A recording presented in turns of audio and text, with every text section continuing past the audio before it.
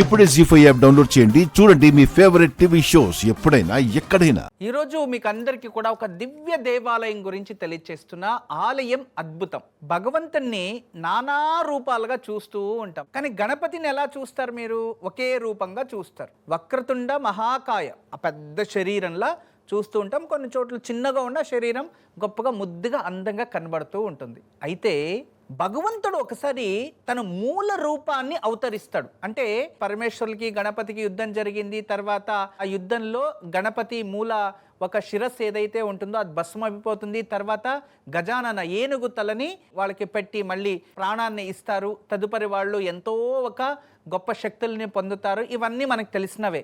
అయితే త్రేతాయుగంలో మళ్ళీ గణపతి తన మూల స్వరూపాన్ని అవతరిస్తాడు. అది ఎలా అంటే, ఒక్కసారి రావణాసురుడు అతను ఘోరమైన తపస్సుని చేసి ఆ శివుణ్ణి తృప్తిపడిచి శివ ప్రత్యక్షమయ్యి నీకేం కోరిక కావాలి అంటే నీలో ఉన్న ఆత్మలింగం కావాలి అని అడిగేస్తాడు. సరే ఇంకా ఏం చేయాలి? ఆత్మలింగం, ఆ లోపల ఉన్న ఆత్మని ఎలా ఇవ్వాలి అని చెప్పి ఇచ్చేస్తారు. ఆ ఆత్మలింగం ఏదైనా అతని దగ్గర ఉండిపోతే ఇక ప్రపంచంలో అతనికి మించిన వాడు ఇంకెవ్వరూ ఉండరు. అంత చైతన్య శక్తి వచ్చేస్తుంది. దేవతలందరూ ఏం చేయాలో తెలియకుండా బాధపడుతూ ఉంటే ఆడ పార్వతీదేవి దగ్గర వచ్చి అందరూ దేవతలు వచ్చి కూర్చొని విమర్శిస్తూ ఉంటే ఆ సమయంలో అమ్మ నాకు ఒక అవకాశాన్ని ఇవ్వండి, నేను అతనికి దాన్ని చెందకుండా చేస్తా అంటాడు. సరి గణేష, మీ నాన్నను నువ్వే కాపాడుకోవాలి, వెళ్ళు అంటారు. సరి అని కిందకు వస్తాడు.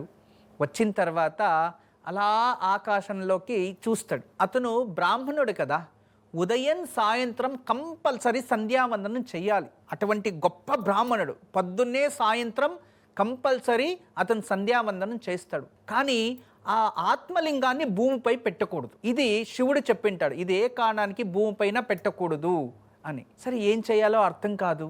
అప్పుడు చూసి ఆలోచించి, ఇక సూర్యుడు అస్తమిస్తున్నారు, నేను సముద్ర స్నానం చేసి అర్ఘ్యం ఇవ్వాలి, ఏం చేయాలి అంటూ ఉంటే అటువైపు నుంచి గణేష మూలము, అంటే అతను పుట్టినప్పుడు ఎలా ఉంటుంది మనిషి రూపము, ఆ రూపంగా అక్కడికి వస్తాడు. ఒక కట్టె పట్టుకొని గొర్రెలని కాసేవాళ్ళలాగా అక్కడికి వస్తాడు. వచ్చిన తర్వాత రావణాసురుడు అతను చూసి, ఏ బాలక రాయిట్టు అంటే నేను రాను అంటాడు. తర్వాత లేదురా నేనేం నీకు చెడు చేయను, నువ్వు రా అని చెప్పి ఆ గణపతిని దగ్గరికి తీసుకుంటాడు.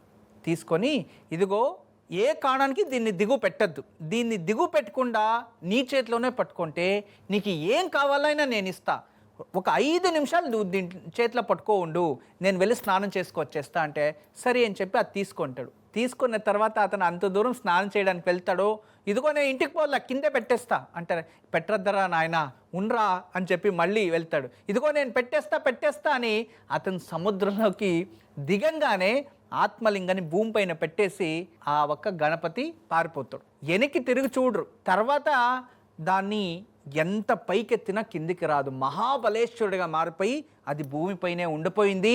అటువంటి పుణ్యక్షేత్రం మహాబలేశ్వర గోకర్ణ. అయితే గణపతి ఆ అవతరించి తర్వాత ఈ గణపతి ఇలా చేశాడు, ఇతను ఎవరో దైవపుత్రుడే అయి ఉండాలి అని చెప్పి తనని వెతుక్కొని వెళ్తే అప్పుడు తను రాజస్థానంలో ఉన్న ఒక దివ్యక్షేత్రంలో వెళ్ళి మాయమైపోయాడు. అదే రాజస్థాన్లో ఒక దేవాలయం ఉంటుంది, అద్భుతమైన దేవాలయం. ఆ దేవాలయంలో ఆ ఒక మనిషి రూపంగానే కనబడతాడు. కానీ గణపతి, ఆ గణపతికి హార్ట్ బీట్ వినబడుతుంటుందంట. హార్ట్ బీట్ అంటే లోపల హృదయం ఉన్నట్టే భాసమవుతుందంట. అంత గొప్ప దేవాలయం. అటువంటి దేవాలయాన్ని చూడడం కూడా మన అదృష్టం. జీ5 యాప్ డౌన్లోడ్ చేసి అన్ని ఎపిసోడ్స్ పూర్తి ఉచితంగా చూడండి.